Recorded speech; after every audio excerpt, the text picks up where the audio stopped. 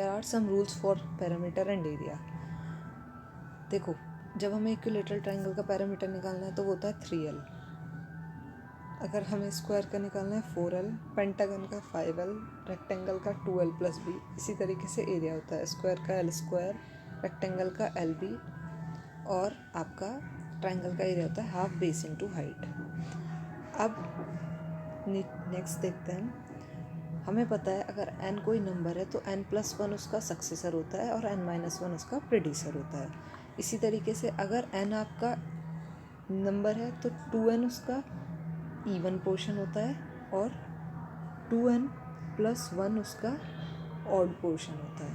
ठीक है, यहाँ एक पैटर्न दिया हुआ है, यहाँ 4 मैच स्टिक्स हैं और बॉक्स है 1, तो बॉक्स के लिए n=1 है। यहाँ पर इन्होंने 4 मैच स्टिक का एक पैटर्न दिया 3n+1, उसको लिखने की कोशिश करी। यहाँ पे अगर हम n की वैल्यू 1 डालेंगे हमें 4 मिलेगा।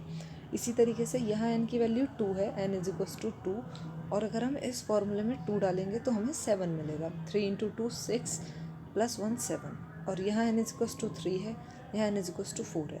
आप इसमें n की वैल्यूज़ चेंज करते रहेंगे, आपको नंबर ऑफ़ मैच स्टिक्स मिलते रहेंगे। ठीक है, अब आगे देखते हैं। अब ये देखो, रूल फॉर ज्योमेट्रिकल पैटर्न। अब ये एक क्वाड्रिलेटरल था तो इसमें डायगोनल कितना हुआ, इसके 1 डायगोनल है। इसमें पेंटागन था 2 डायगोनल है, हेक्सागन में 3 डायगोनल है, हेप्टागन में 4 डायगोनल है। ठीक है, अब we note that number of diagonal we can draw from a vertex of n sides polygon is n-3। अब यहाँ एक फॉर्मूला है डायगोनल्स को निकालने का। अगर n नंबर ऑफ साइड है, दैट मीन्स जैसे इसमें 4 साइड्स हैं तो जो हमारे डायगोनल नंबर ऑफ डायगोनल होगा n-3 करना पड़ेगा। 4 - 3 करोगे तो आपको 1 मिलेगा, तो इसमें 1 डायगोनल हो गया। अगर n=5 है तो आप 5 - 3 करोगे, आपको 2 डायगोनल्स मिल जाएंगे। 2 डायगोनल्स इसमें इस तरीके से ही आप इसमें करोगे। यहाँ लिखा है, देखो यहाँ जितने जो ट्रायंगल है overlapping triangle, non overlapping triangle, ये एक दूसरे के ऊपर ओवरलैप नहीं करेंगे, ये 2 है। नंबर ऑफ डायगोनल्स 1 2 3 4, तो ये n पॉलीगन के लिए फॉर्मूला मिल गया n-3। अब इसके बाद आपके पास है number of non overlapping triangles. ये इसमें 2 है, इसमें 3 है, इसमें 4 है, इसमें 5 है। ऐसे ही आप सिमिलरली लिख सकते हो पैटर्न देख के। जैसे नंबर ऑफ डायगोनल 1 है तो ट्रायंगल 2 हो गया, नंबर ऑफ डायगोनल 2 है तो ट्रायंगल 3 हो गया, एक नंबर ज़्यादा है। 5.5 में एक पैटर्न दिया हुआ है आपको, ये 6 लाइन 11 लाइन 16 लाइन। फिर आपको इसका फॉर्मूला दिया हुआ है कि इसके लिए 5n+1 यूज़ हो रहा है। ऐसे ही 8 के लिए पैटर्न दिया हुआ है 5n+2, और 3 के लिए पैटर्न दिया हुआ है 5n। ओके, अब आपको निकालना है how many line segments are required to a = 10, b = 20, c = 30। यानी कि जो n की वैल्यू है वो आपको 10, 20 और 50, ये 3 वैल्यूज़ दी हुई हैं। आपको ये तीनों पैटर्न के लिए निकालना है, डिजिट्स ऑफ द 983, ये तीनों पैटर्न के लिए निकालना है। जैसे मैं एक के लिए करके दिखाती हूँ, 9 के लिए करके दिखा रही हूँ। n = 10 है और फॉर्मूला क्या है 5n+1, तो नंबर ऑफ लाइन सेगमेंट कितने होंगे 5 × 10 + 1, यू विल गेट 51।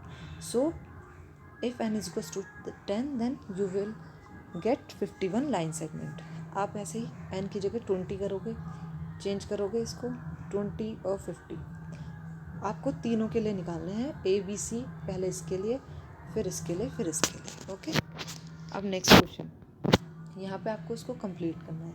यहाँ first, second, third, 10th, 20th, 50th, इससे मतलब है n की value, n = 1, n = 2, n = 3, n = 10।